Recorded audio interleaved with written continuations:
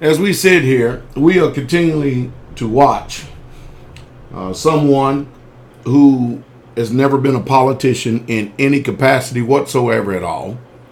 He comes from the private sector, and he's in the White House. He's a president, and he's actually done more in the last 7-8 days than these career politicians who so-called get elected. I don't believe they get elected. I believe they get selected to office. So what is that telling us? I'm going to tell you what it's telling us. That's telling us that every single senator, congressman, mayor, no matter who it is, that's actually been into politics and been in politics for over, let's say, 5 years.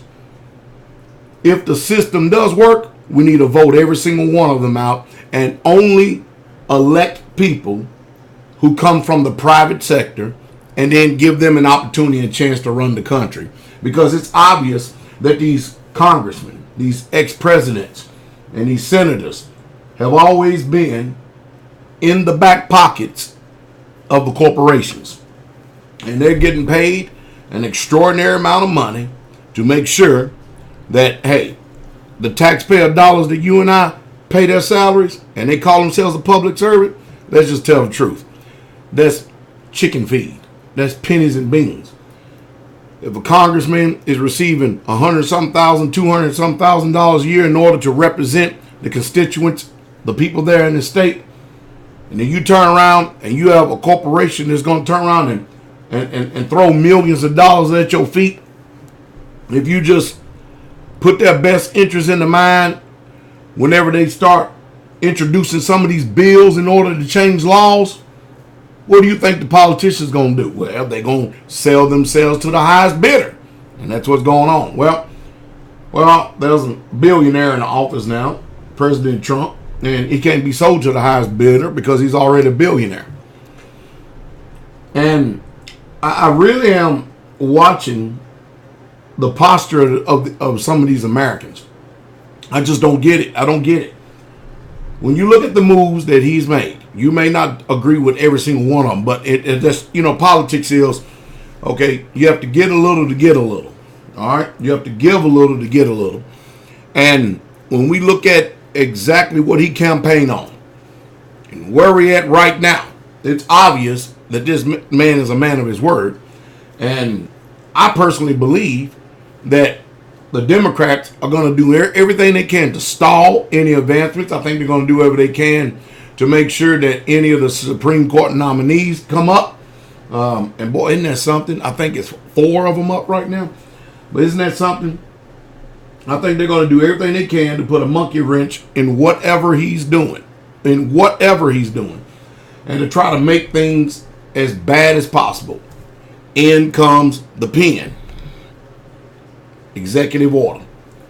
Again, I personally believe that we're going to see this president actually double the amount of executive orders that Barack Hussein Obama did. I'm telling you, I think he's going to pass all other presidents because he understands what's going on. In about 18 months, there's another election coming up for people in the Senate. Wouldn't that be something? Wouldn't that be something if we end up voting out every Democrat and you have some, or I know it's not going to be a possibility, but what would it be like if you had, let me just give you percentages. Let's just say if you had in the Senate itself, if you had 80% Republicans, 20% Democrats. And then in the House, you have 80% Republicans and 20% Democrats. Whoo, boy. That's a mess, isn't it? Isn't that a mess? Wouldn't that be a mess?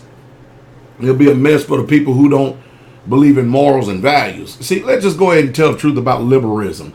Liberalism is all about the person themselves being God. That's what it's all about. And I looked at a news clip here a minute ago and saw where a young lady, Kate, got shot in the back by an illegal immigrant, and she died in her father's arm while she was asking her daddy to help her. Why even go through the court system and even give this man an opportunity to even draw another breath? Why try to even think about locking him up in federal prison? What is it with you Republicans' mind as well? Anytime somebody commits a crime, well, send them to jail, send them to jail. Why don't we just go ahead and change the laws to fit the crime? You shoot somebody in the back, then good. We put you up against a wall and we shoot you in the back until you die. Because the family has got to have closure. Families never get closure when you take a criminal and you protect them from justice. Yeah, justice belongs to the people. What you call justice is not justice at all. They have to live with every single day that this book is being taken care of by the taxpayers with 3 squares and a cot, locked away either 5 years or for the rest of his life. They have to live with that. Spiritually, they could get closure if you just give the gun to the father and let the father shoot the illegal immigrant that killed his daughter. That's justice. That is justice. What said you?